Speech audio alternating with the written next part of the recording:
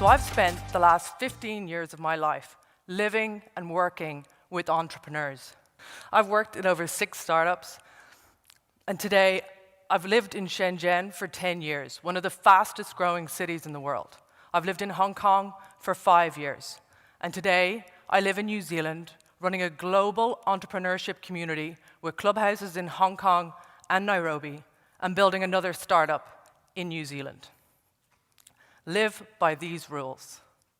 So investors here today, if you want to see Irish startups go big on the global stage, for people in education, if you want the youth of Ireland to grow and excel on the global stage, and for innovators and entrepreneurs here today, if you want to take your businesses and organizations to the next level, live by these rules.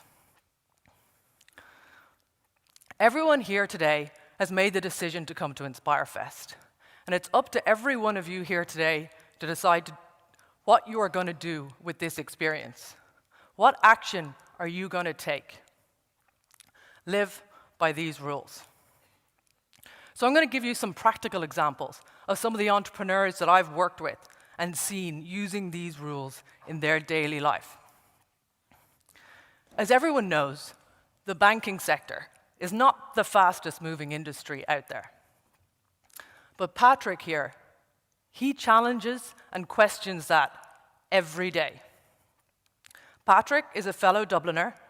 He's founder and CEO of First Circle, and he is trailblazing the fintech scene in Asia.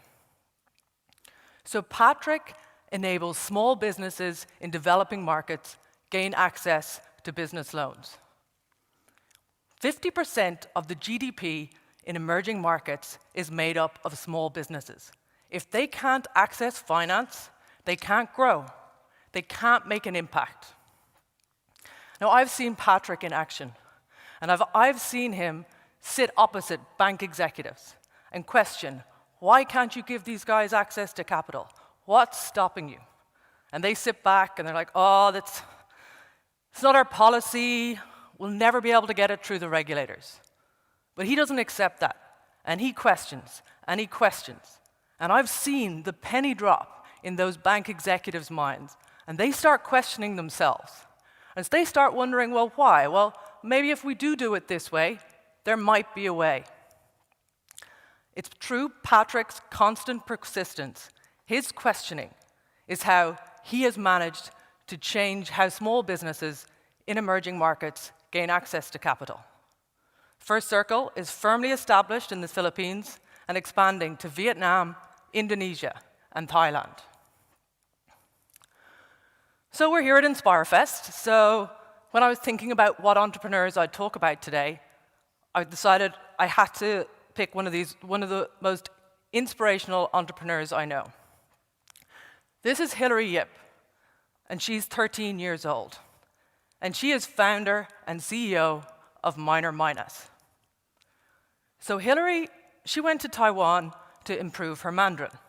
So a quick side note here, in Hong Kong, they speak Cantonese, but in mainland China, they speak Mandarin. So anyway, Hilary went to Taiwan, and learning Mandarin with her peers, her Mandarin improved dramatically. So when she got home to Hong Kong, and she was sitting down with her books again in school, she was wondering, why am I learning Mandarin this way when I learn it so much better among my peers? So she created a digital platform, Minor Minus, and it's a community for kids to learn languages through live video chats. And it's become something so much more than that. Minor Minus is now a community where kids can bridge cultures, where they can inspire each other. Now, there's so many reasons why Hilary could have not embraced the unknown here. Who was going to take a 10-year-old at that time seriously? How was she ever going to get this tech developed? How was she going to run a business? But Hilary refused to let the unknown stop her. She put together a plan. She entered into the AIA Emerging Entrepreneurship Challenge and won. She built her product. She got it on the Apple App Store. And this is the most impressive piece. Today, she has 30,000 users across 50 countries. It's pretty impressive for a 13-year-old girl. But in the midst of all of that, there was even more reason for her not to embrace the unknown. She was being bullied at school. She was being bullied for being a nerd. She was being bullied for starting her own startup. But she chose to rise above that, embrace the unknown, and build Minor Minus. Okay, so my final example. I don't know if you spot the odd one out here. So to me, the most important rule of all is that you have to show up. What do I mean by showing up? I mean, you've really got to show up. You've got to live in the moment. You've got to be active, not passive. After university, I had the opportunity to work with the master of showing up, Liam Casey, Mr. China. This is a photo of the Irish crew in Shenzhen back in 2004, and you see Liam there in the midst of everything. For those of you who may not know PCH and Liam Casey, Liam is a Cork man, came from the rag trade, and then saw an opportunity, sourcing components in China, and set up PCH. I joined PCH in 2004, and I had the opportunity to see this business grow from 70 people to 2,000 people, from revenues of 70 million to revenues of 1 billion. And my biggest takeaway from all of that was to show up. Liam Casey makes every second count. Literally, we didn't think he slept. Whether it was in a meeting, on a car journey, having a cup of coffee, he was there in the moment. He was seeing opportunities. He was connecting dots. He was seeing how this would impact the future. Pretty intense, but very inspiring. During my time at PCH, I got an opportunity to work with factories from all over China, across so many industries, from garden spades to robotics. I've been in meetings with Johnny Ives in Cupertino at Apple. I've traveled through Italy trying to find the perfect leather, Japan, Korea, Taiwan, Jaipur in India, sourcing precious gemstones, set up Highway 1 Accelerator in San Francisco. But the biggest thing is that we never let any moment slip away.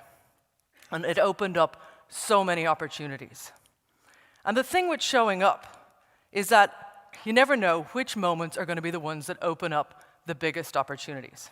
And so you need to be there every day and show up, and it'll be the most unexpected moments that could lead to the biggest opportunities. So when I was preparing for this talk and thinking back on these 3 rules to live by, I realized that I'd actually been living by these rules my entire life. And one of my earliest memories of these rules in action is I was 11 years old. And so we were at basketball training, and we had a big game coming up, a big rival we were playing against that weekend.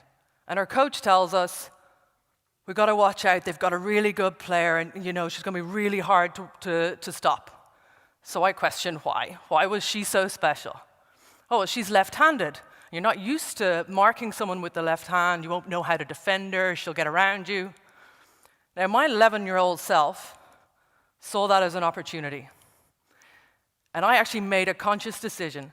I went home that day, and I started practicing with my left hand. And I practiced, and I practiced, and I practiced. And I started standing out, and I started scoring. And I went on to play for Dublin, and then to play for Ireland internationally. So please take this away from today. Question everything, embrace uncertainty, and show up. Thank you.